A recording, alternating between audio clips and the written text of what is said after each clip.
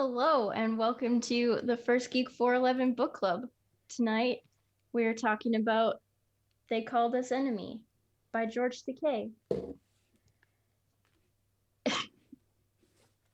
And before we get into that, you can find us at all the social media places as One Geek 411, Facebook, Twitter, and Instagram.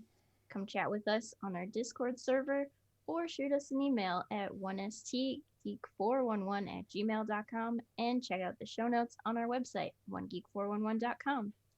Watch our regular podcast live on Twitch every Monday night at 6:45 Mountain Time and find our videos over at YouTube. Rate and subscribe wherever you listen to podcasts and check out cool stuff at our Redbubble store. I'm Shanine, and with me, I have my Doctor Who twin, Emma. Hi. Samesies. We posted the same thing today. That was Doctor Who related. So we're twinsies. And Cameron. Hello, hello. Also, tangentially interested in Doctor Who news, but admittedly, not as much as y'all. And didn't post exactly the same thing. Yes. So. Yeah. And Chris. Hello. And The weird cousin. The weird. The weird cousin. Who just kind of disagrees with everyone else on Doctor Who. Yeah. I Which is have fine. no opinions. So there is no disagreement. They simply do not exist. Okay, fine. The cousin who remains neutral. Call me Switzerland. All right. I'm interested to see who the next Doctor Who's going to be. I'll throw that out there. Yeah. And then I'll instantly lose interest once it's announced, unless it's someone I really want to see. Yes. Well, there's some pretty interesting But theories tonight floating out. we are talking about not Doctor Who, but Star Trek. And Star Trek somewhat related things. Fun fact, So- Doctor Who is older than Star Trek. May the trek be with you all. So we're talking about the graphic novel They Called Us Enemy by George Takei, in which George Takei tells his family story of living through the Japanese internment camps in America during World War II from his point of view as a child, as well as writing about how his experiences and the things he's learned about that time since have influenced his worldview and the things and causes that are important to him. And also he's on Star Trek. Also, Who does he play in Star Trek? Sulu. Mr. Okay. Sulu. Duh. Just got to make sure you guys know your stuff. I would just say George Takei. He plays himself. Pretty much. Mm-hmm. Okay, so in 10 words or less, what are your first impressions of this graphic novel? It wasn't as sad as I was expecting. Yeah. Heartfelt, but not depressing. More history than my high school history book. Yeah, Correct. that too.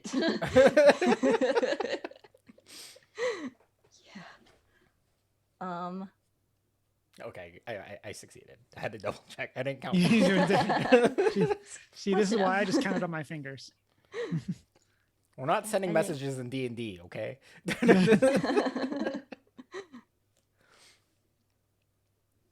Yeah. Very powerful.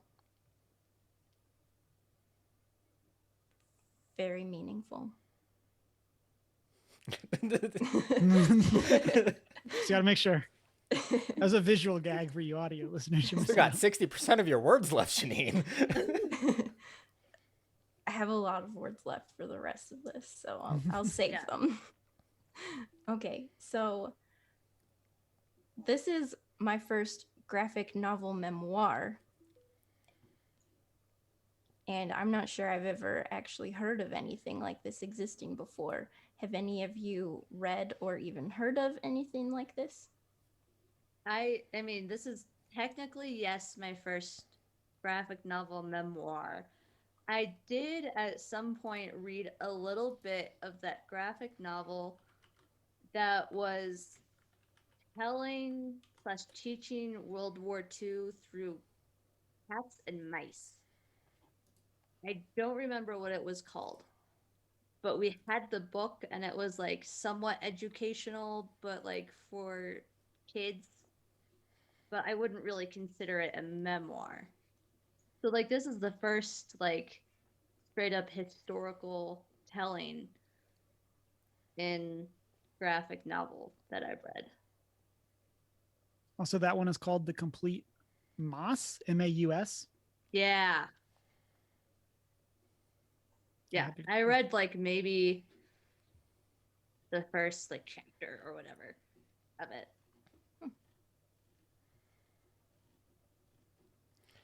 There is another one that I'm interested in. It's called March. It's about a American. It's the memoir based on the memoirs of John Lewis, who recently passed away last year, I think. Who is a kind of a prolific human rights activist and a congressman for the U.S. And that one is being released, or what is released as a graphic novel as well. I'm sure there's others. I'm sure there's plenty others, but it's the only one that's on my that I'm aware of. I was not even aware that this was like a subgenre of graphic novels. So I'm not surprised that it is, but yeah, this is not something I was even aware like there was enough to be a subgenre. I'm sure there's a lot now.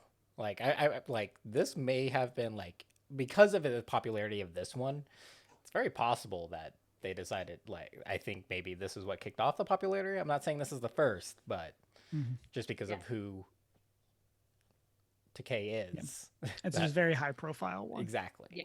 And it kind of proliferated the market from there, possibly, but makes sense. Well, and it's definitely also it's a good introduction into graphic novels as a whole for people who are a bit cautious about the genre. Like George Takei is very well known, and graphic novels have this whole like stigma around them of like, oh, they're for kids, like comics, the super generic, like it's just for kids. Whereas like we have books like this that are like a relatively serious topic that can be taken in any route that can help introduce people to that medium of sure it's seen as something that's for kids, but there's an art to it and there's an added level of storytelling to it as well. I think the perception that graphic novels are childish we've I think culturally we've moved past that quite a bit, but I think that's also more exclusive to like Western cultures because at least obviously where manga and graphic novels are big in Japan, those are specifically written for their adults. And I think maybe the success of this is also because a good portion of Takei fans are people who know him from Star Trek and are part of that culture of as adults we still read comics and we buy graphic novels. And so is just the perfect cross section of culture based on who his fans are and their current interests. But a quick Google search reveals there's at least 27. Yeah, I mean, I found a list from 2017 of top 100 graphic novel memoirs. So yeah, I found a list from earlier this year, for the 27 most breathtaking graphic novels and memoirs to read. Yeah, and I'll say I think in general we are definitely seeing the idea that graphic comics or graphic novels are for kids going away, but I do think it's still something that is prevalent in around like our parents' generation and back. Yeah. I mean, I think there's always exceptions. Chris, to your point, like George Takei fans, people like our parents' generation that grew up watching Star Trek, probably be much more likely to pick up this. But I think they would perhaps even subconsciously see this as an exception to the rule. Yeah. It's like graphic novels are for kids, except this one that I happen to really enjoy as a sophisticated adult. So Darn boomers. classic boomers. Okay, so how does this compare to other graphic novels and also other memoirs? I mean, it's very much a middle ground, I guess, of like it's nonfiction, like memoirs, and very much unlike graphic novels. At least in popularity, graphic novels are primarily fiction, whereas this is someone's actual life story being told. And slash, whereas with memoirs, it's almost entirely like anywhere between 200 and 800 pages of words, straight up, of just like life. So it's very much a good intermediary where it doesn't get into the whole nitty gritty that other memoirs do, of like, I'm just going to word vomit at you about my life. But it also, unlike graphic novels, takes the topic very seriously without being too Debbie Downer about it. Yep. I'd say for me, this feels a lot more like a memoir with pictures rather than a serious graphic novel, if that makes sense. Yeah. Like it feels like this is more trying to do that memoir side, and again, and do that in the guise of graphics in the novel, rather than trying to take the normal tropes of a graphic novel and apply them to the memoir. Hope that makes sense. I think it does because there's a lot more like captioned pictures, like the way it is presenting the information. Like it's not like as if they're trying to play it out and then use the actual word bubbles or whatever, but they actually like a good most of what you are reading is actual like insight and like almost those captiony pieces. Um, yeah, we don't get as much detail, but that also it doesn't have to like in this form factor, it doesn't have to encapsulate as much time. Yeah. So like this is very specific to 4 years of Takei's life. Granted, it has interjections from like, you know, from his high school In the days and his future, adult or and those pieces. But those are pieces that are directly connected to this 4 year period of his life. As well. And so we get, you know, hundreds of pages, but it's really not that long of a story. But you kind of get just to emphasize that piece of his journey specifically.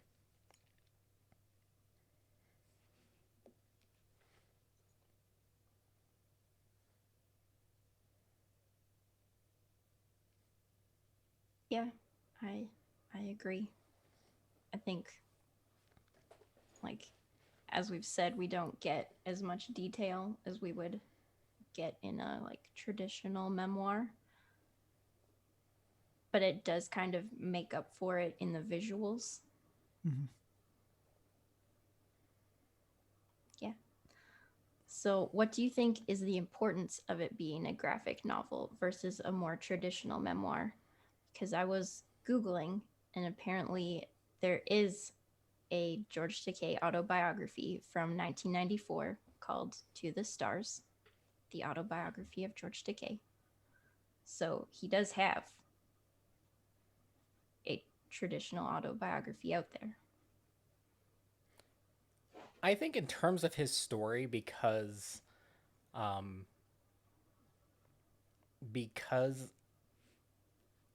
he was so young in the events that it just brought a certain innocence. Like, innocence to the story, and also like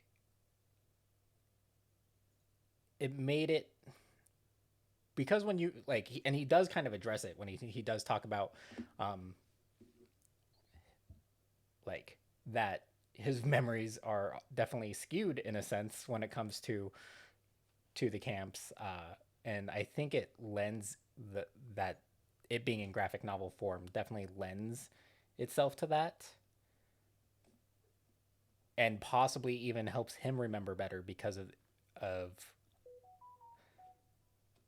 it is a visual representation, which is probably more likely how he remembers it than trying to describe the specific events in detail.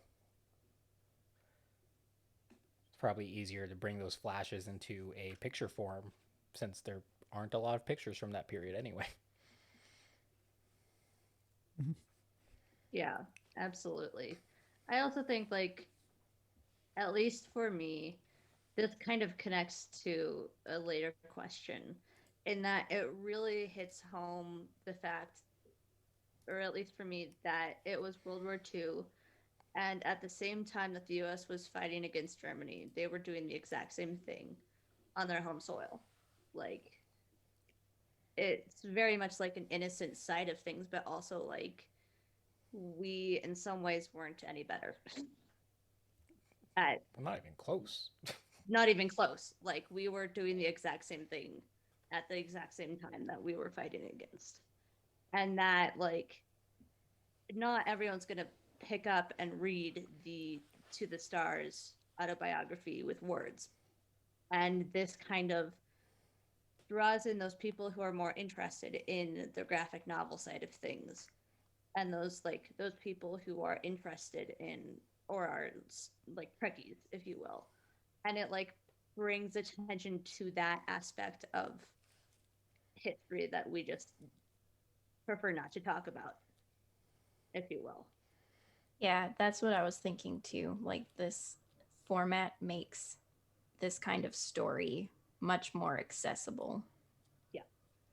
Especially because, as we previously mentioned, this isn't a piece that, or like, we know they existed. They do mention internment camps, but we don't learn a lot about them in history. And Mm-mm. and so unless you like fully take on an interest in learning about World War II or like what things were like stateside, this is a very accessible intro from someone that lived it. Mm-hmm. Yeah. And who is also a well-known public figure who is relatively trusted in the grand Mhm. scheme of things. Yeah. Like, Yep. And then possibly you might go through and continue that research into deeper readings, but And I'd say there's also almost like a different expectation of reality, if that makes sense. Like here, the expectation is that it's him telling this story from being a kid. And I think through graphic novel, there's a lot more like nuance to just how you present things. Whereas I feel like if you do a graphic novel or do a normal novel and you have to put things in words, you have to describe, you have to describe the camp. You have to do all of these things. mm-hmm. But having the novel it also kind of sets up like, you know what? Oh no, they got the uniform slightly wrong. I don't know if they did. But I feel like if you put things in a normal book form, there's more expectation for it to be well researched and well like exactly right. Whereas the I think graphic novels as a whole really open themselves up to more like creativity is not the right word, but maybe it's I'm a visual person, and so it's more easy to like put myself there and just kind of see Yeah. what's going on.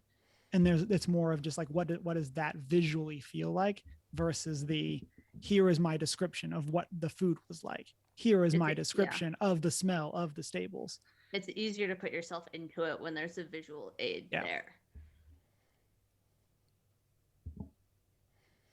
and also like with memories as they are, like as I mentioned, is that it's probably easier for him to accurately provide the important details without trying to dig deep to and remember every little detail to present that information as well. Like, don't ask me to describe anything from when I was 5.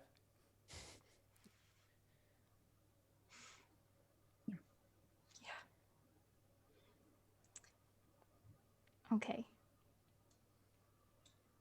So, what of if anything did you already know about George Takei's story? And in addition to that, what did you already know about Japanese American incarceration during World War II? Like, is that a part of history that you're familiar with? I mean, I knew the basics of George Takei's life. Like, I knew he was a Star Trek actor, Hulu. And I had learned before that he had been in the incarceration camps, internment camps during World War II. But like this was like reading this was like, okay, like it sort of solidified that fact at the back of my brain. Like before I was like I couldn't like recall that to anyone in particular. But like if I heard it, I'd be like, oh yeah, like I've learned that before. Um So like, I mean, my dad's side of the family were all Star Trek people, so like I like just absorbed basic information about that growing up, but not like super major details or anything. So like I knew who he was and generic info just sort of existing in the world of nerds.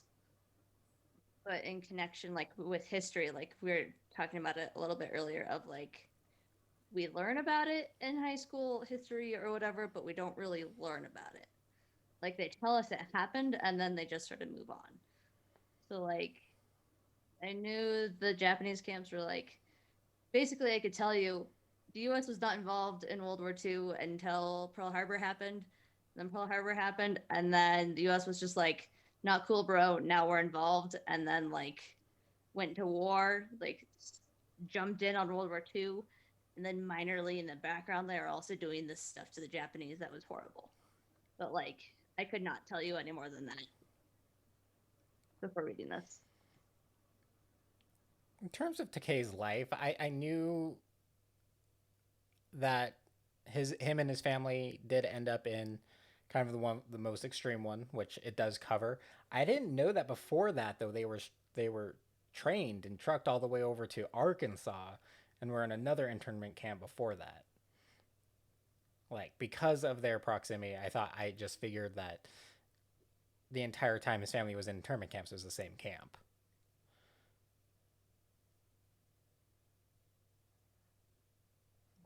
I'll say for me, that's basically where I was too. Although I feel like in general, I'm actually kind of impressed with how much I had learned about these, like just kind of reading through. Like I did not know that, honestly, even that there was like internment camps all the way in Arkansas. I thought it was like a West Coast thing. Yeah, same actually. And so that was Yeah. something that I hadn't known. But like in general, I don't know if it was actually like public school education or if it was something I had learned elsewhere. But like I knew about the no-nos, and I knew about like those questions and basically the I mean they go into it in the novel, but like the trick question side of it, like I had known about that. Um, Which the and US so is like notorious with. Even most oh yeah, recently we did that in the right, census. yeah, it's one of those that's like, and I'm sure we'll get into this later. It's unfortunately so much of that is like same song different verse, Yep. because Yeah. it turns out we're the worst. Outwriting questions.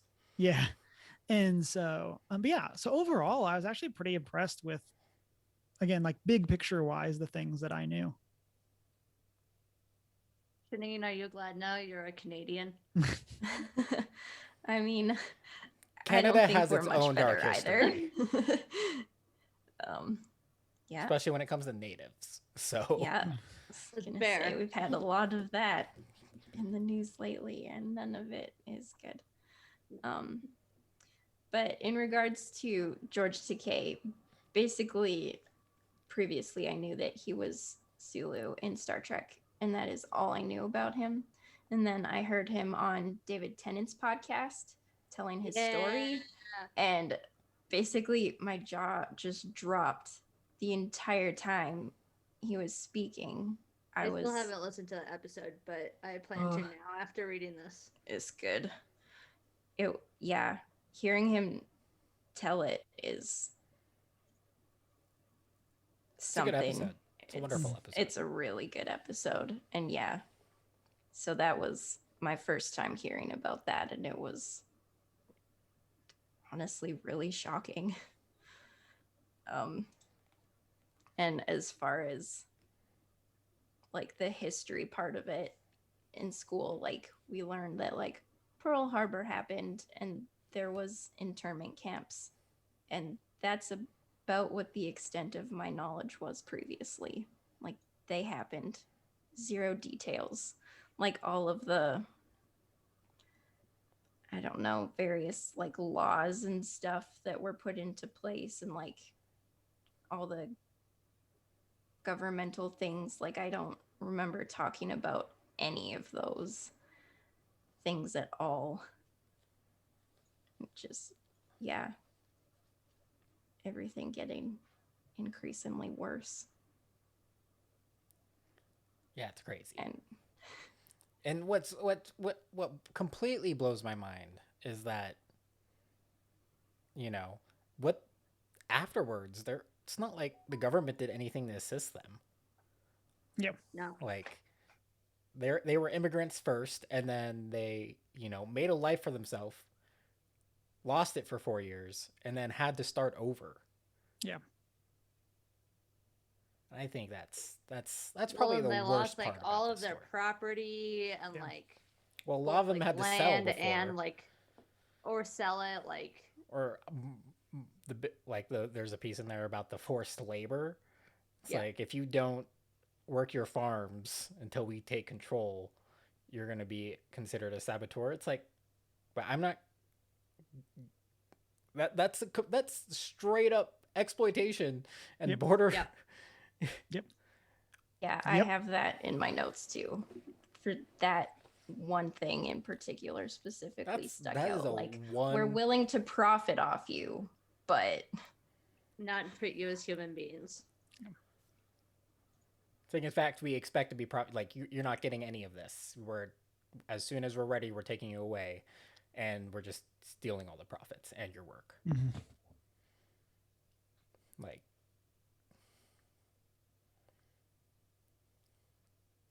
yeah, and I think, yeah, it's not just they were made to like work on farms. It's they were made to work their own farms before it got taken. until they were Yeah, relocated. Until they was stolen Yeah. from them. Relocated. Until government came in and took possession because you can't own this anymore. Yeah. Convenient timing. Was there anything else new that particularly stuck out to you?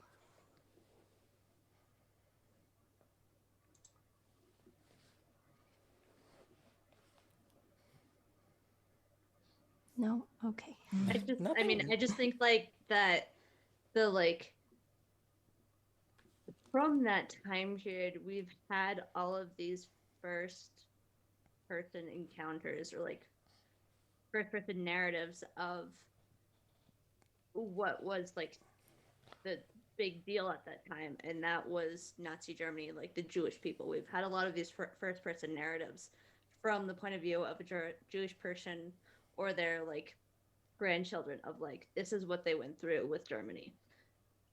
So like the whole new thing with this was the fact that it was a point of view of someone who went through the same thing inside America. Mm-hmm. That is just completely forgotten about. So like that was something that was new for me because we have all of those books and stories about the Jewish people, which like rightly so, also just as horrible if not even worse, like but it just like this needs to be talked about as much, and this is new territory in the sense that it's from something else going on at the same time. So I like, for me, that was something that I appreciated, of like it's getting the word out there that something else that's talking about something else that happened in that same time frame that we're just not talking about.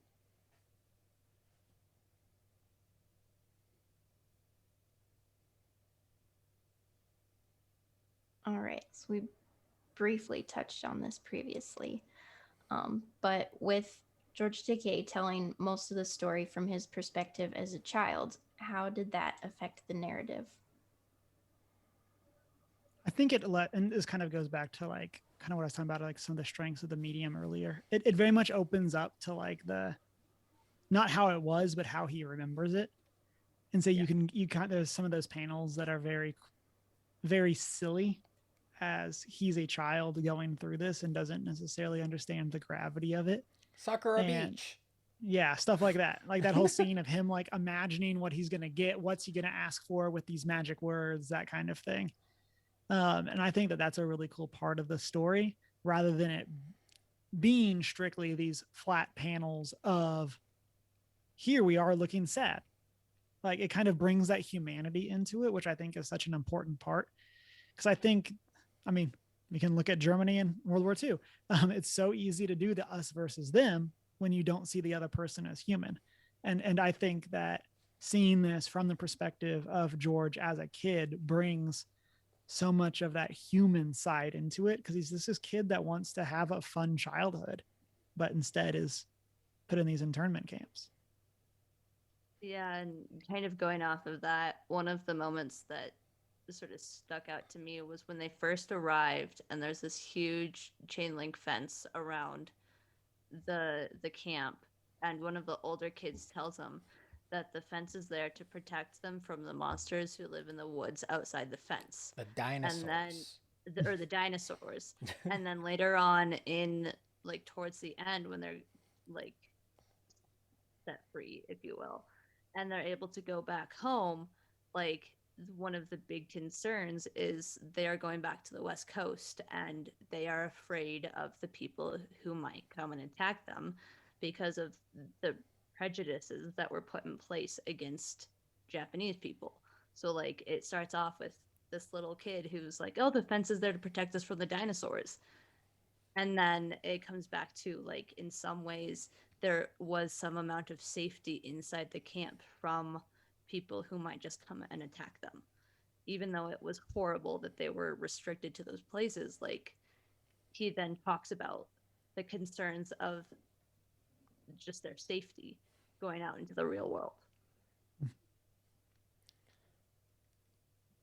I think writing it from that perspective as a child is also just further outlines the atrocities or how atrocious it was that they were there. It's like the government did this to kids. Yeah. It wasn't like we just rounded up adults or allowed, these kids to remain in school or anything. No, they rounded up entire families, and obviously kids as young as 5 and younger. I mean, his sister was literally an infant. Mm-hmm. And it just further outlines that despite him bringing this like childish like optimism and joy to it, it just further highlights that he shouldn't have been there. He should never been in that situation. Mm-hmm.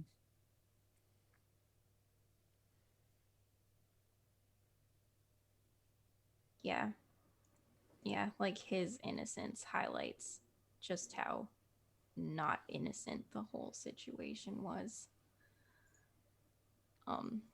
So what aspects of the author's story or other stories shared in the book could you most relate to or were most impactful to you?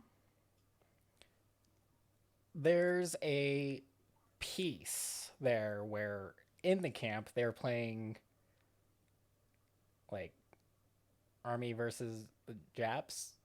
Yeah. And he does highlight that it's kind of like cowboys and Indians. And like just the traumatic experience that is, I relate to mostly because playing Cowboys and Indians is not a good game when you play with mostly white people and you're always the Indian.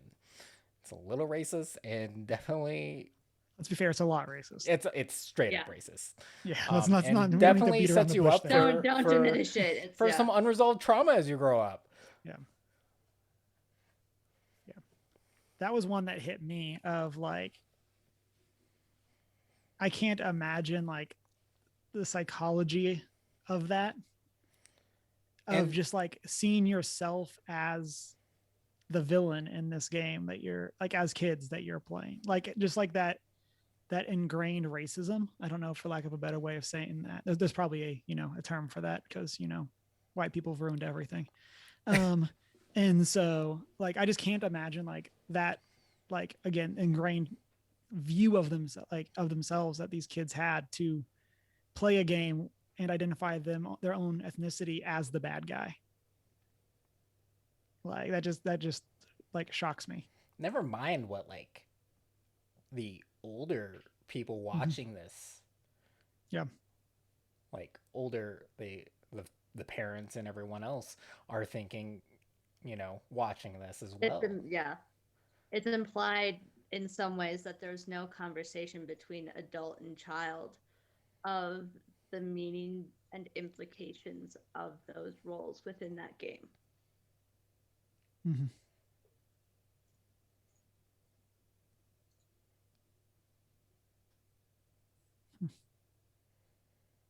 Yeah, that one really like, I'm like, oh, that's my childhood still, and that's, you know, that's 50 years later. Yeah.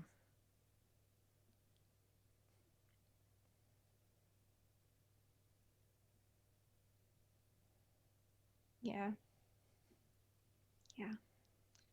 Something that stuck out to me was kind of the reactions of his parents. Um, he says, "It was my father who bore the pain, the anguish, and the torturous experiences the most in our family." And just kind of seeing him carry the burden throughout the story of not just his own family, but being kind of like the Japanese spokesman in the camps and taking care of everybody. It's like And really just making the most of their Mm-hmm. situation. It's like, this is all I can do right now. Also, let's face it, this is a great parenting book. You want to learn how to parent? Like, just those little conversations between his child himself going to his dad, and his dad just straight up answering those questions Mm-hmm. in the best way he could. I And do then, feel like there's a lot of that that's either like word for word what George remembers, or is very much the like his, like this thing that like his dad like ingrained in him, like would say repeatedly, that kind of thing. mm-hmm. I feel like there's so much care and love put into that relationship. And I mean, we get to see them fight a little bit later on once George is a little older, Once but he's a like, teenager and just yeah. that broody, you know. But Yeah. like, I just think that there's so much in there that is like, these are the lessons that stand out to him as a child. And so I like, again, I wouldn't be surprised if those are almost like exclusively word for word. But also, like, when we do see that relationship get older, also, the dad once again handles himself really well in the Very face well, of a yeah. screaming Yeah. teenager. And I think that's amazing. yeah. And yeah, I really loved his mom too. She brought a He sewing talks. machine. Yeah. I know. Props to mom who's just Yeah. trying to make it feel as normal as possible. Mm-hmm. Yeah, so he talks about her obsessive concern over our well being and says that he has glowing recollections of her wonderful bag of goodies. Yeah. Um, this made for two starkly different journeys, one an adventure of discovery, the other an anxiety ridden voyage into a fearful unknown. And yeah, just really highlighting how different the experience was for the adults versus the kids, Mm-hmm. and how much the adults were just having to carry like their own burden as well as caring for their kids and trying to make it as easy for them as possible. Um, but about that, he also says, "I realize now that besides comforting us, perhaps everything she did was also her own statement of defiance." Mm-hmm. I like And I that really one. like that. just that they were taking so much from her, but she was gonna do everything that she could for her family anyway. Mhm.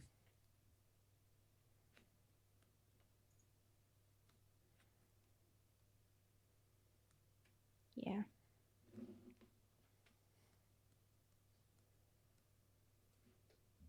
Any other impactful moments? Something that I think was really interesting um, is that we'd never really see the guards as the bad guys. Like, I think that that's something that definitely must have been extremely intentional. And honestly, really, and obviously America's the bad guy. Let's be real. But like, there's not really a villain in this. Like, it talks about the decisions that politicians made and the consequences of them, and that those decisions are, mostly motivated by racism and fear. But like, but in general, it doesn't really dwell on any of them being the big bad. And that was something that I thought was very interesting. And I think we'll get to themes later, but I'm going to call it out now because I'm going to bring it back up when we talk about themes. But that was something that I found very interesting. And then something else that really stood out to me, and I just saw it as I was flipping through, was the Christmas part. I really like them talking about putting together Santa's Christmas not Asian. and things like that. I thought that was so cute. And again, going back to that idea of the quote, Shanine, that you just shared, but that idea that everything is an act of defiance, even Santa Claus coming. And I thought that was great. And like I said, I really loved that scene. Yeah, I have that one tagged. Specifically because I just thought it was so funny that kind of it seemed like the worst part for George in the whole camps was being disillusioned about this Japanese Santa. I'm like, this isn't the real Santa because Santa's not Japanese, but I guess I'll keep it together for the kids. Yeah. And he's fine. Yeah. Yeah. I'll keep it. I'll keep it to myself. So I thought that was adorable and kind of a humorous moment. One piece that really stood out for me, like relating to kind of the burden that was placed on the adults, is kind of writes, doesn't really say anything, but as with many traumatic experiences, they were anguished by their memories and haunted by shame for something that wasn't their fault. Shame is a cruel thing. It should rest on the perpetrators, but they don't carry it the same way the victims do. Mm-hmm. Like, true that. And we still see that today in so many different contexts and everything. Like it is literally just a generalization of that. When we wrong someone, we don't carry it like they are going to, or obviously we had the We Too movement. The victims are always going to carry that more so than the perpetrator. Or and that's why we, like, even in that context of Me Too, why we see so many women not reporting situations that they are put in. So it's just like we still see that today, and it's impactful. I think it's just a general consensus of the human condition when it comes to trauma in general. Like, it's like, yeah, you didn't do anything wrong, but you are going to be the most affected by this because you were wronged. Mm-hmm.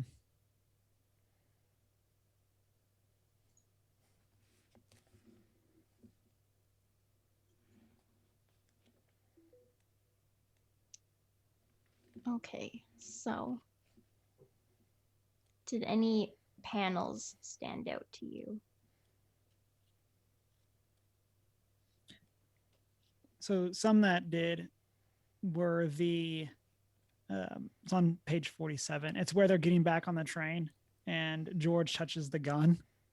Mm-hmm. Oh, Like, that one really stood out to me. Again, just like, I hope the guard handled that in real life, the way that it's portrayed in this.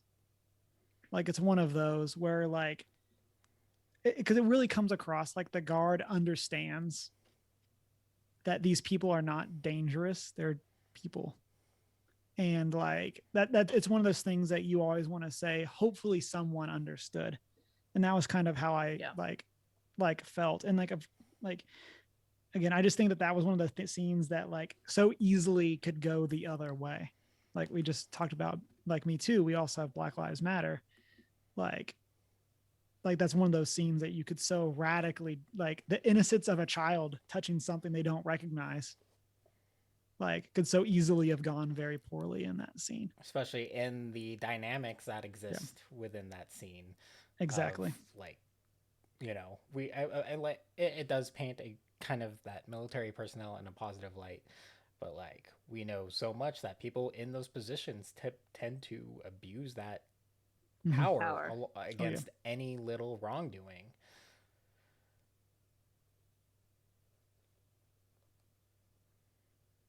Mm-hmm.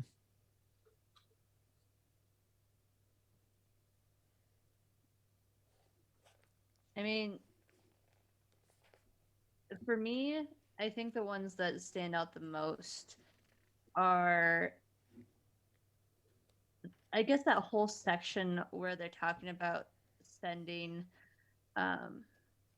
groups of Japanese people to fight in World War II after the no-nos questions, because that whole section starts off with like, my dad was born in America, like my mom just thought the whole question was absurd, and it was a powerful set of powerful sequence of panels.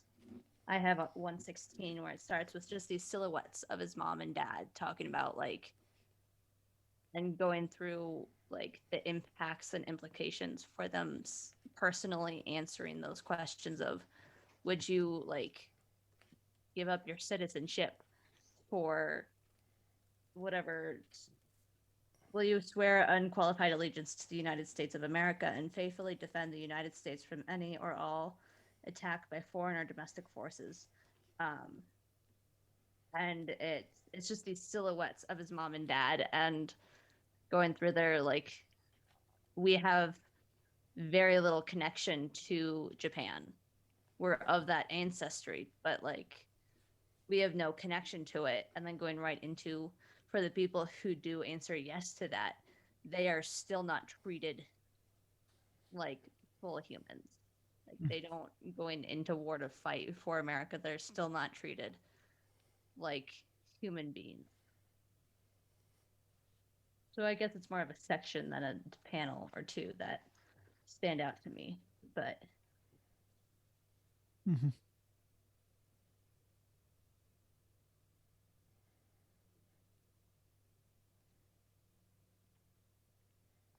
Okay, for me, I have page 38.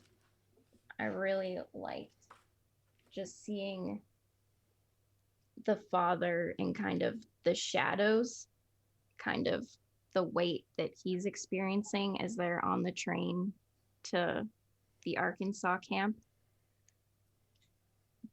But then you have George, and his panels are all sparkly, and he's just really excited, like it's going to be a big adventure. Yeah, we're going on vacation. Yeah, the way they contrast that in the art as well, I really liked that. Mm-hmm.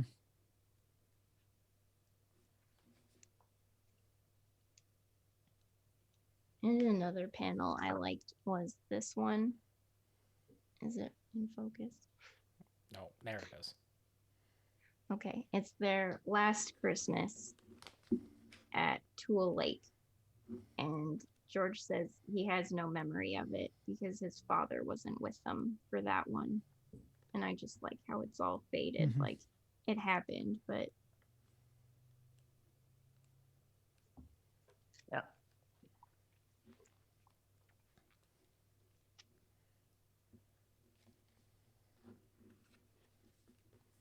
Any other panels?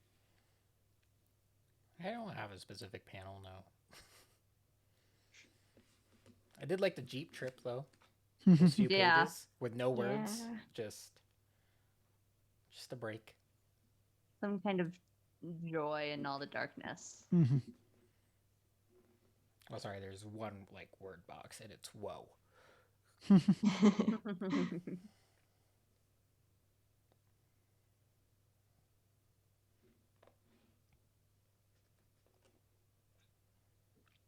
All right. Are there any favorite quotes that you want to share that don't fit into any of the other questions?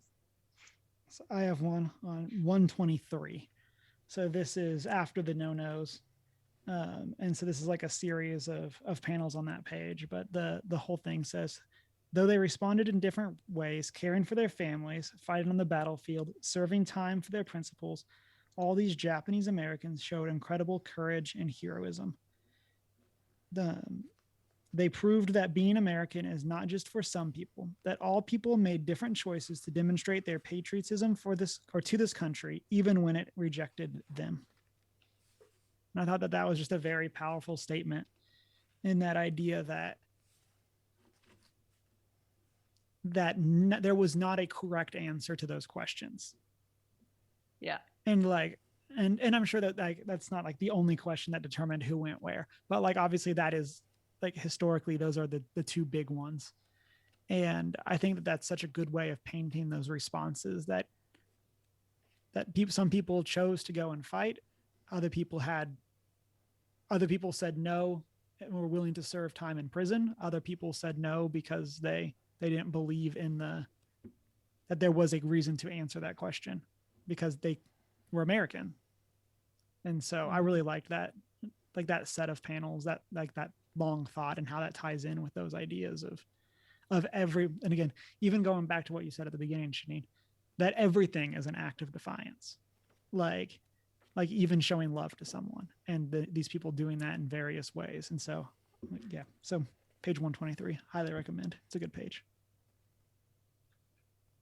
Yeah. And I guess for me, sort of kind of going off of that, we were talking a little bit earlier about the parenting um aspect of it, that like even like parenting can be looked at in a very similar way of like um I guess just this quote that I have is 142. It still pains me to this day, that arrogant boy's outspoken bluntness inflicted on his father, a man who knew the anguish of those dark internment years more intensely than that boy could ever understand. For both of us, Rower and Tool Lake were still not history. And just looking into like his teenage years of lashing out and not fully understanding, and his dad being so patient, and like there's nothing I could have done in that situation that would have made it any better. Of just like I did my best to make it as positive an experience for just everyone involved as I could, but given the situation, there was literally nothing else I could do to keep us out of it. And he's just, as a teenager, angry that it happened at all. Mm-hmm.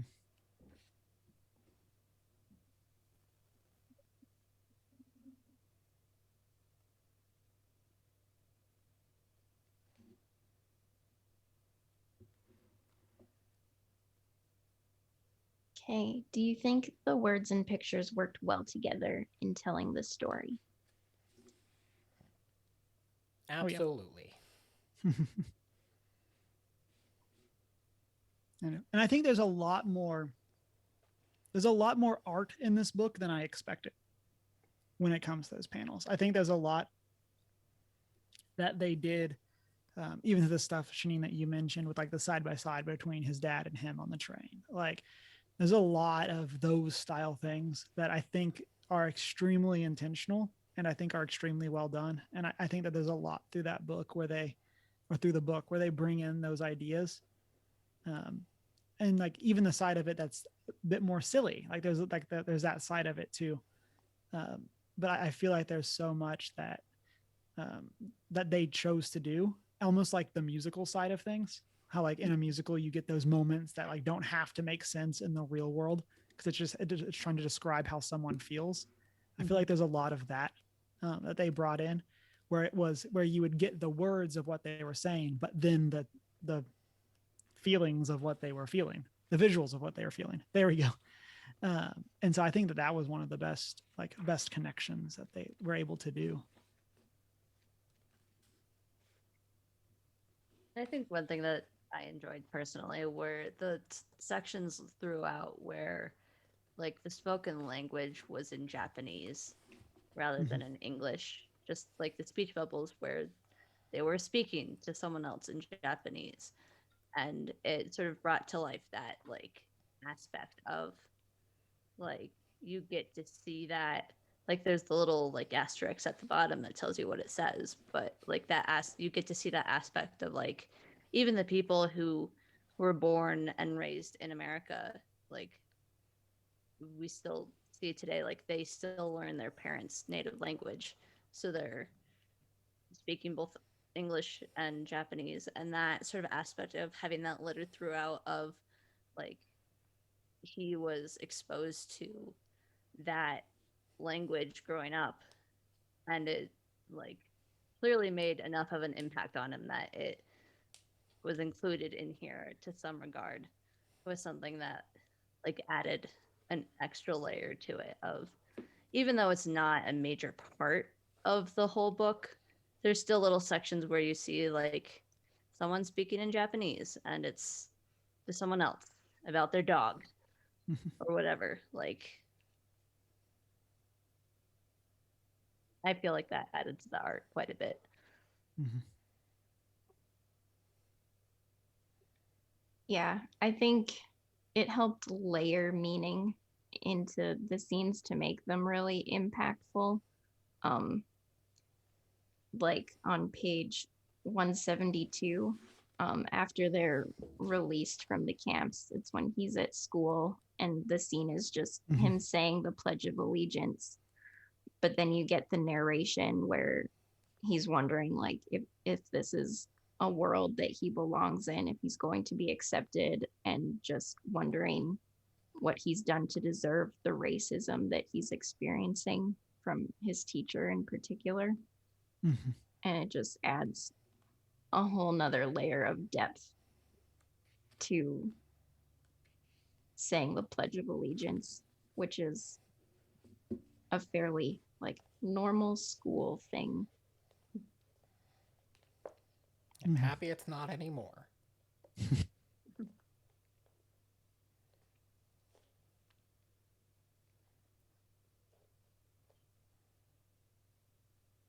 Okay. How were the words and lettering themselves part of the art? And were there any places where the art of the words stood out to you?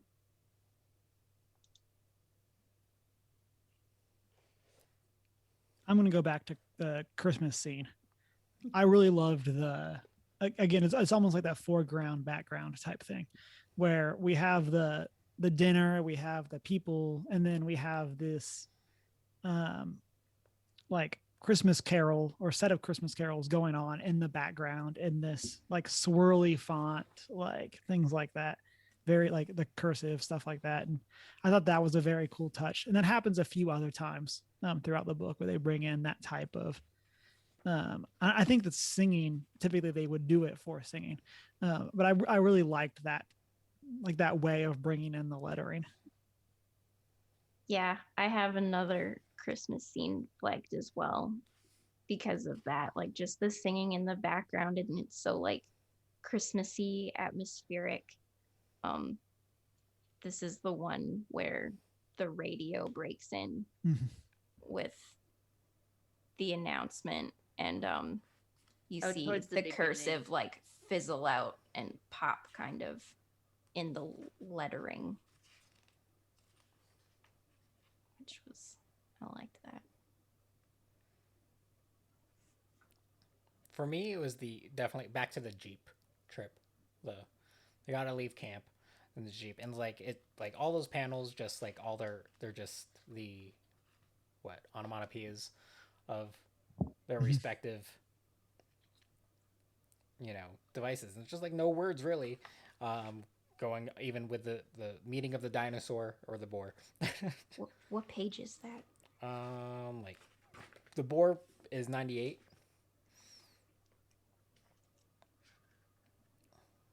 Oh yeah.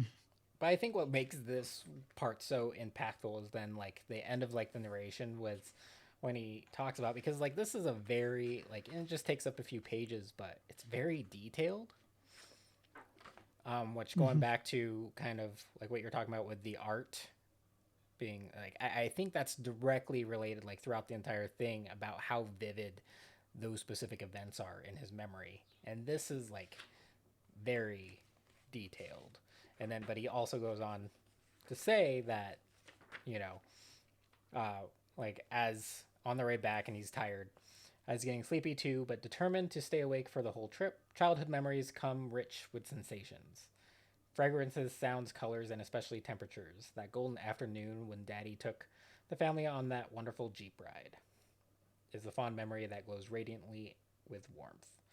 And like, I feel like along those lines, if this was a colored graphic novel, you would see a lot of bright, warm colors in there. Yep. Mhm. But then specifically those little, just kind of playful descriptions of the sounds that are going on around him with the gates, the sound of the Jeep, and the snorting of the hog. Like, feels playful and is a playful trip. Mhm.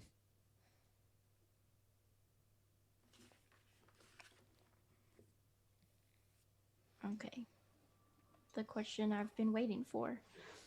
What themes did you notice in the story and or in the art? So the one that I loved, and this is the one I referenced earlier, is the idea that even when things are at their worst, like it's our duty to make them better. And I feel like that's one of the things again that they like George very much exemplifies with that. There's no villain. Mm-hmm. Like everyone is trying, and again, some people are extremely motivated by fear and racism, but like, but through all of that, and we get to kind of get this very much handed to us from his dad towards the end, or towards like when we see that like his conversations with his dad as a teen, where like he very much gets into that like democracy works, it just takes it a while. Yeah. It takes a Um, couple of generations. yeah, and it's and even that even when it works, it doesn't necessarily work quickly. It's like we get that when they finally do the reparations. It's like they passed it and he didn't get his for like 3 years, something like that. And so I think that that is like an important thing, even with the small stuff like that goes on. That like it's still like it's very easy to fall into the like my vote doesn't count, why bother. But I Yeah. think that there's so much in terms of like those little things, those like of making sure your voice gets heard, and again making sure that you can hopefully stand up for the little person. Um, and yeah, and so I really liked that theme. I think it's a big part, and I think it ties in a lot with the theme of hope that I think is present throughout all Yeah. of this as well. And there's even a theme of forgiveness in some ways, along with that theme of hope, of like, Mm-hmm. even though there's this wrong that was done to me in like the most formative years of a person's development, I'm like, hate and anger only lead to more hate and anger and pain. The way, only like, forgiveness is the way that, like, it can't, forgiveness is really the best way to go because it's the most peaceful route. Like, even if someone does a wrong against you, like, just being angry and have be filled with hate is going to cause more issues and like harm, and it doesn't get anyone anywhere. Whereas this just radiates forgiveness along with that hope. What you were talking about, Cameron, of like, at least from how I was reading it and interpreting it, like he had his moments of anger, as a teenager, but he processed it all and was like forgiving and like wanted to take that experience and use it for good. Yeah, I think his his spirit of forgiveness has made a way forward. He could have been stuck in bitterness, but forgiveness has allowed him to be able to fight for himself and for others.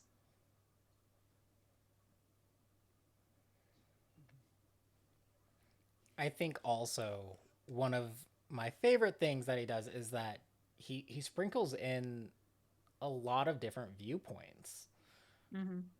and kind of makes you understand them. Like with specifically his family, he goes straight into, yeah, they became the no-nos. They said no to this. And then, but he also acknowledges the sect that thought it would make things better for them, and why, and their motivations behind possibly saying yes to those questions. Even, and then also with the generational portion, for those that remained in the camps, like, and kind of their them dealing with, like, how do we move forward, and the different directions that people can take with that question. Some did end up finally enlisting in the military and like outlining the great things they did, but also those that were imprisoned outlining that that route was just as valid. Yeah. Based on the situation. And I think that's a really good theme, is that none of the, like, as Cameron was saying, there's no villains in this. In that there are just like different sides, different perspectives, like even within the internment camps, that the Japanese people themselves had different approaches to how they approach, like, bring it in. And like moving into the civil rights era, we saw two different approaches between the Black Panthers and MLK's movement, within the civil rights access and kind of progressing everything forward. And that all of those, that both rights, you should have an understanding of what brought people to those decisions. And that's the most important part of understanding their perspective.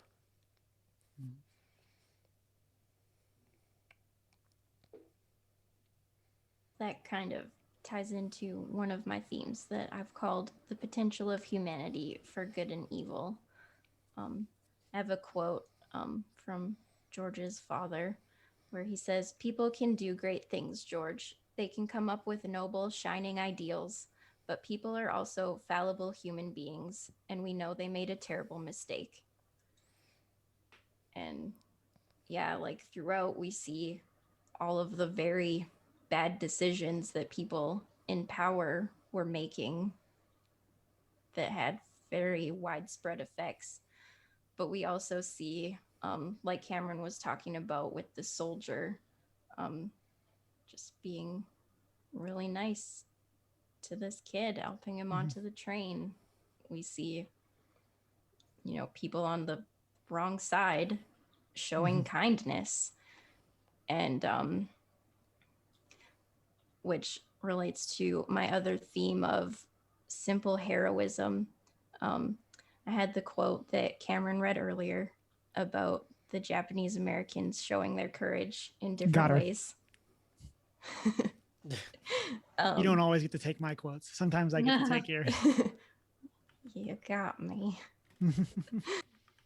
But yeah, I loved that quote as well. And then I also, the story of the Quaker missionary Herbert Nicholson, who was delivering books and personal effects and taking pets running errands and despite being attacked and being shot at by people, he still continued to come and was an advocate for Japanese Americans during and after the war. Like, just his small acts had a very big impact. as well as the San Francisco lawyer Wayne Collins, who was the only lawyer fighting for the Japanese Americans to have their citizenship reinstated. which is super impressive. Mm-hmm. Like, Yeah. Yeah. not only to do that successfully after everything that happened, but do it in a time frame prior to them being deported Yeah. is just astonishing for a couple of lawyers to do so successfully. Yeah. Like, I'm not sure that'd be possible today. Like, they would just run into so much red tape just like with filings that there's Yeah. no way you can get that filed and pushed through in a timely manner. Well, maybe if you like have enough press support and putting pressure on them, but And even notoriety. in yeah, some- that's some hard to ways, do like- for a single lawyer, but amazing. Yeah. But yeah, I just loved, I guess, that theme of everyone doing what they can and being courageous in their own way. Mm-hmm.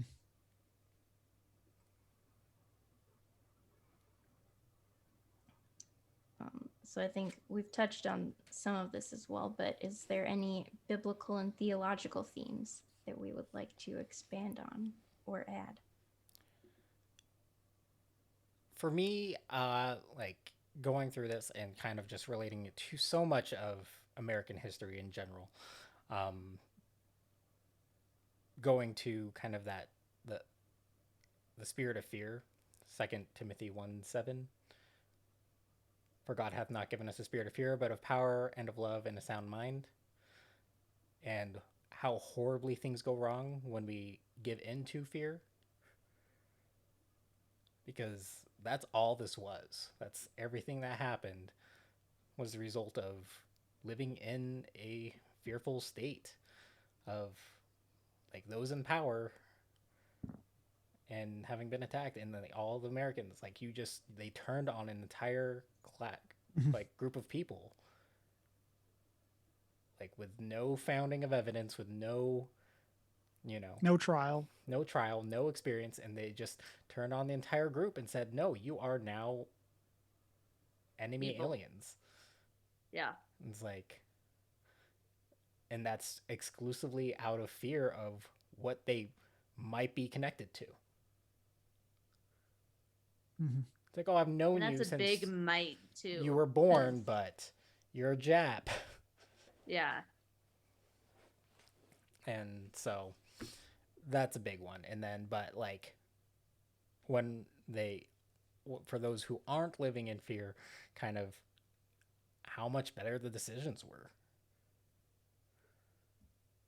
And also, when you aren't living in that place of fear, just how much more open you are to understanding others. And yeah, and I think that's a big theme throughout American history is despite us being called a Christian nation, certain are scared of a lot of things. And we are certainly Understatement. unchristianly to our neighbors. Yes. Yeah. Yeah. But that's what I and- mean. Like we are so fearful Yeah. of things that it pushes like that group of people to be very unchristian like. Yeah. We fight in World War II against the Germans and then turn around and do the same thing to our own people. Like, concerns. One of the other biblical themes that stands out to me is kind of that idea of making the most in exile.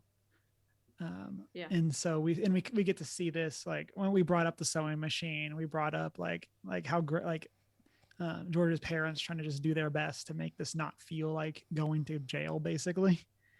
And that kind of ties in with Jeremiah 29, like 4 through 9, where they just is God telling Israelites that they're going to go and they're going to have to build houses, settle down, like they're going to have to plant there, they're going to have to live there, and like basically make the most of that exile. And like I think that there is some of that same theme here with the idea of like we even see it like when they talk about it raining, and so they like, what do? Well, they go and they build the walkways. Like that, there's that idea of making the most in where you are, like even when where you are is awful. And I think that that's something that can carry into faith. Again, that idea of you can serve God wherever it is that you are. You don't have to be at a mega church. Like you don't have to be higher up at a company. Like Mother Teresa's small acts with great love, Mm-hmm. that kind of thing. Yeah, so that's one that stood out to me.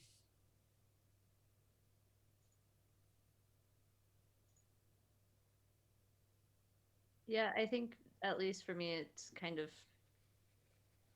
it's like the theme. The forgiveness was also just like that's a huge thing in the Bible of like you forgive those who have wronged you and you forgive them tenfold and you move on, and that sort of connects to unconditional love. If someone has wronged you, you're going to forgive them and love them and keep going forwards of like you don't stop loving them, and even if they have done something horrible to you. Mm-hmm. And that like I feel like that is a message that like can be drawn from this as well of like he I did not get the sense that George Takei held any amount of animosity against the people who put him and his family in that situation. Like he just wants to move forward.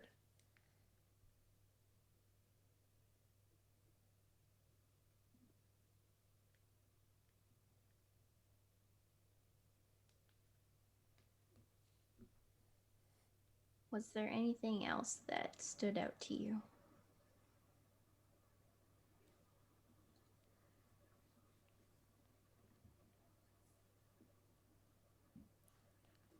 The fencing panel, the iconic Sulu fencing. I'm so happy they included Yeah. that. I feel like there somewhere along the lines there was we need to include a panel of Star Trek, and then there was like I said this the other day with like there's like with some I think maybe a magic thing. It's like then there was a brief discussion, then they realized the obvious answer was the correct answer, and it had like as someone who has not really ever watched Star Trek, I know that panel. You know that Yeah. scene. Yep. Like everyone knows that moment. Yeah. Something else that stood out to me, I really liked how like towards the end this very much tied in with current events, and like while hopefully they're not as bad as the internment camps, they're still not good. Like and I think that is a good segue out because it doesn't let people basically say, oh well, this is what we used to do. And right. I think that's a very important part of this story.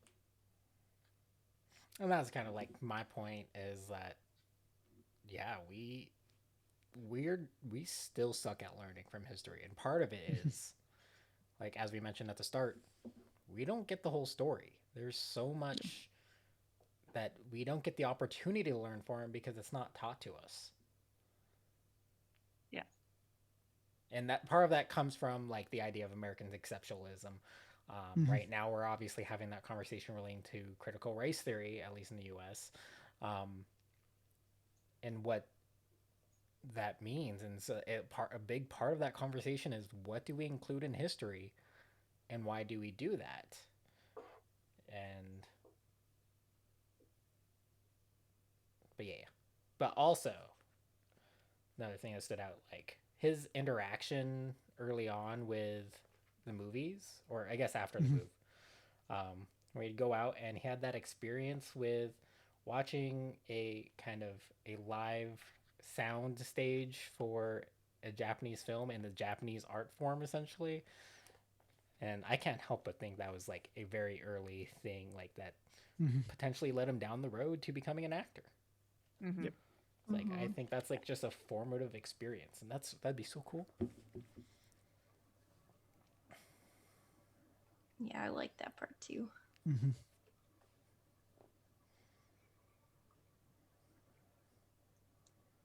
Okay, usually I have a fun question to finish us up on, but it felt weird this time. Yeah, So I this is a much have more serious book club than I've been most Yeah. of them. I have a personal question. Um I guess we see how George's experience has really Mhm. formed him and formed what's really important to him. So, how have you seen your childhood experiences influence what is important to you now? Why don't you start us off, Shanine? You always go last. I'll give you the personal question first. Um, Also, because I haven't read ahead, like, so I did not know this was coming, so I need to think of an Neither answer. did I. And so, I never read ahead though, so I'm always on the cusp. I warned you all and then yep, didn't spend enough time thinking about this question myself. got him. So, um, Okay, I think I have something. I'll okay. hop in. And so one Save of the me, ones, Cameron. so yeah, so one of my one of the ones that stands out to me is like my parents divorced when I was pretty young, and so I've always very much like looked up to the way that they have treated each other after that, and then kind of with that also like looking back on my mom being single mom and um like the moments where like I taught my mom how to play the Pokemon trading card game. And like I'm sure she realistically had zero interest in that. But shout out to my mom. You're a saint.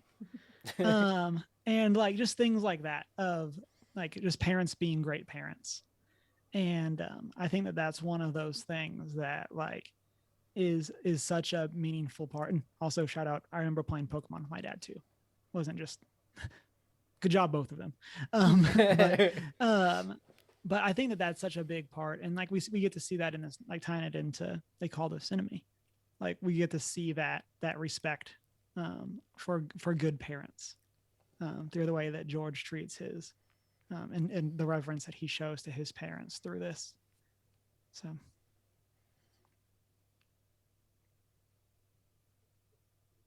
Yeah, I think it was pretty similar for me too, in the sense of like that sort of mutual respect with parents of like I remember in high school there was like my sister and I didn't have a curfew, and as long as we like just told our parents, "Hey, I'm going with so and so to this place," like we didn't really have any weekend restrictions or anything as long as we kept them up to date. And there was just that like if our plans changed, just to let them know that like we decided to go to IHOP after this late night movie. Of that respect of like just let us know where you are, and like we won't instruct or we won't put any harsh rules on you. And that had a big impact because I felt like I had some like freedom to go do fun things with my friends and build those relationships without feeling constricted. Um, and that has definitely like helped and enforced that sort of mutual trust with both my parents and like just friends I know and people and roommates that I live with of like if I am going out with people and I want someone to know where I am, like I can tell my roommates like, "Hey, can I just have you like tell you where I'm going just in case?" And they're like totally cool with it. And that has been something that I've seen throughout my life of just like something that my parents have done all throughout my life of like you're going 2 blocks down the road, but if you guys go get ice cream, just give us a call. It's fine. Just let us know where you are. But like having that in place of like knowing that we can have fun as, and just being able to like my parents are still keeping an eye out for us and having some kind of safety net while still just enjoying having some kind of freedom has been a reinforcement for me, because I know I can ask someone, I don't feel comfortable in this situation, can you come help me? And that, like, I know that those people are there for that.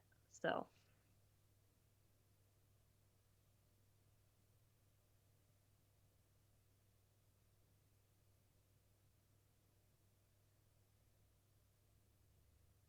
I think for me, I just see a lot of the roots of my current interests in my childhood.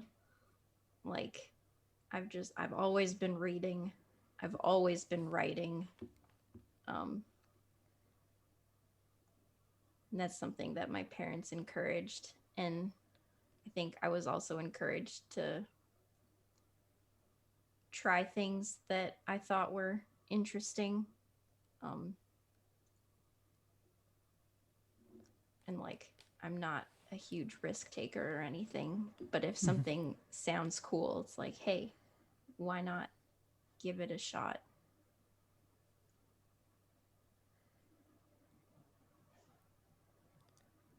So I don't know. Along the same lines, definitely. Like I've always like I grew up with obviously like my childhood experience was not like anyone around me. Like in terms of like my family dynamics, in terms of like what I was regularly eating, um, and things like that. So I mean, like so now, what's important to me is like traveling and experiencing different cultures. Like that's a very important part of me, and that's part of that maybe not having, you know, a close tie to what American culture supposedly looks like or Western culture is. Mhm. Um, and also do like, you know, my child like looking at my childhood from the lens of an adult, like relating it to kind of George's experiences in school afterwards and everything kind of uh like when you don't know then what you begin to recognize later that is not okay. And so like a big part of me, the thing that is important, that kind of, you know, one reason why I really wanted to read this um in pursuit is seeking kind of and bringing awareness, but like just not like having the voice to what's important to me kind of now is like knowing my own voice and being able to call people out and not finding myself in the complacency of my childhood of just thinking that that's okay, that's normal, that's how it is. um, and that's something that's important to me now is that, you know, people need to be called out and need to know because what he says it to his dad, something about complacency, um, and that just kind of gives permission. And I think that's something I realized I was doing all throughout my childhood was giving permission for people to treat me differently.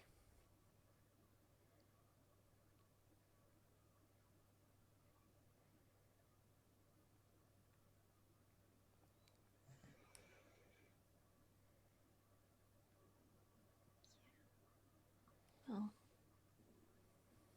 thank you for sharing, everyone. Um, any final thoughts on They Called Us Enemy? I Go read it. highly recommend it. Yeah. Yeah, go read Very, it. very quick read. And pretty easy. About an hour and a half. Yeah. If you spend a lot of time looking at the pictures. Yeah, I definitely want to go back through and look at. I feel like I did not look at the art enough, and so I definitely want to go back through and not even like necessarily read, but just look at. I want to buy the That's hardcover. It's my next purchase. That's the risk you take. Like, do you buy the hardcover right away, or do you Well, then have to double buy? I was gonna double buy because they didn't have the hardcover at my local bookstore. So they had, but they did have it. So I had to buy what they had, and they had Yeah. this one. But now I want the hardcover because why not? And then I can loan this one out. Everyone should read this. Like it's Yeah. such a good basic introduction into a big piece that's missing from our history books. Yeah. And maybe it's there now. Maybe like obviously we've been out of school for over 10 years. Say Yeah. a while. And I am very hopeful that there are things like this in the history books now. I mean, ideally, they would be. I shouldn't say I'm hopeful because I'm very skeptical that they are.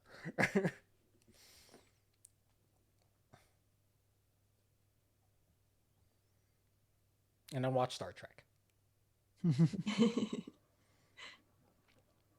And then listen to his conversation with David Tennant. Yes. And then after all that, you can go buy his actual 1994 autobiography.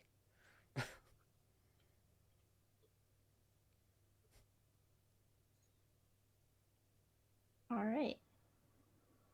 Good book club. Good book club, everyone. Ooh, words. Much book Right. mini club. Ugh. So, one of these days, we'll read The Ruby's Curse by Alex Kingston. You just gotta keep One of believing. these days. Gotta But keep it believing. is not this month. Yeah, surprise. Surprise. What is this? The third month in a row The third month that in a we've row that pushed we've it off planned to do Ruby's because Curse. And it's it hasn't. sold out. I'm not So- bitter. So the good news is it's out now in America. So more people than just Shanine can get it. Yeah. But there are no copies within like 100 miles of me. I'm telling So- you, what we have to do as soon as that border opens, I'll go up across that border. I'm gonna buy us 3 copies, and I'll ship them when I get back. Great. I'm not Sounds sure. good. I'm not sure if there's any like legal repercussions for that, or if there's some tariffs I'm supposed to be paying. But we're gonna do it. We won't worry about it. Yeah. The Okay. police come looking for you. That's just straight up evidence right there. What are you smuggling in this time? Books? So, August book club that will be on August 26th, apparently. We will be reading a Shang-Chi collection. The Master of Kung Fu Epic Collection, Weapon of the Soul, which, if you would like to read along with us, collects the following comics. Special Marvel Edition from 1971, numbers 15 and 16. Master of Kung Fu from 1974, numbers 17 to 28. Giant Size Master of Kung Fu from 1974, numbers 1 to 4. Giant Size Spider-Man from 1974, number 2. Number 2. Number 2. Don't read that first giant size Spider-Man from 1994. It is 1974. Well, we irrelevant. also skipped like 1 through 14 for. Yeah. Yeah. Don't need it. No, yeah. Not important. And Just ignore it also altogether. material, which I don't know exactly what this means, but from Iron Man Annual from 1970, number 4. Sure. I'm Essentially, I'm just it's imagining Flip through that and look they- for Shang-Chi, I guess. essentially Not- it's just a single installment of Iron Man Annual from 1970, and portion 4 features Shang-Chi. I think this is a great one to do because obviously we get Spider-Man, we get Iron Man. It puts them in context of the of the bigger Marvel universe. Yep. And all because you thought the name was cool, Emma. Good job. Hey, that's my logic for a lot of things. Either the name is cool or the cover art is cool. So she judges a lot of books by their cover. You gotta do what you gotta do. And it's been a bit of about a Mm. 50-50 of like success fail rate of And the whether fail it's good rate or still not. has not taught her otherwise. No. I just went to Amazon. I do not think I will be buying this in paperback. Oh So- goodness gracious! No. Amazon has it for $121. Ooh. So All of these comics are available with a Marvel Unlimited subscription. yes, so I feel like I'm doing a Marvel Unlimited trial for this one if my local shop does not have this. Or libraries. Yeah. Libraries have a surprising amount of comics. Oops. So, well. So, yeah, we're reading this in preparation for the Shang-Chi movie. Woo! Coming When's out that coming out? soon, apparently. I'm Googling. Google. September 3rd. So, I mean, legitimately right after we will do book club. Right after book So- club. Great timing. And we'll have the save Shang-Chi spoilers till like 3 weeks after it comes out. Yeah. Sorry. Got it. I'm Gotta not believe. watching it on a road trip. That's not worth 2 hours of my time. Not with that attitude. Here's what plot It's twist. limited time. Double spoiler cast. Ooh. We do a spoiler cast and then we do a reacts to the spoiler cast with Chris. Ooh. And then I'm gonna be like, this is a very white perspective for a very Asian movie. I'm very disappointed in our podcast for this. Okay, Chris, you'll be one of my reference points for any featured movies that involve POC. I'll judge it hard. Right. I'll probably need it. All right. Good book club, everyone. Go read They Called Us Enemy. We are First Geek 411, and you can find us on Facebook, Twitter, and Instagram. Come chat with us on our Discord server, where I will also be posting all of the book club information. So if you didn't catch it all when I said it, you can look at it with your eyeballs. Nice. Check out our Redbubble store for cool things. Email us at 1stgeek411@gmail.com. Watch us live on our Twitch and find our videos on YouTube. Rate and subscribe wherever you listen to podcasts. Check out the show notes on our website, 1geek411.com. I'm Shanine, the Hoot and Howl on Twitter and Hoot and Howl Tales, TALES on Instagram. I am not prepared with an I. I'm Cameron and I'm Huma Whittle. And I'm not so foreign. Go read a book. Wash your hands.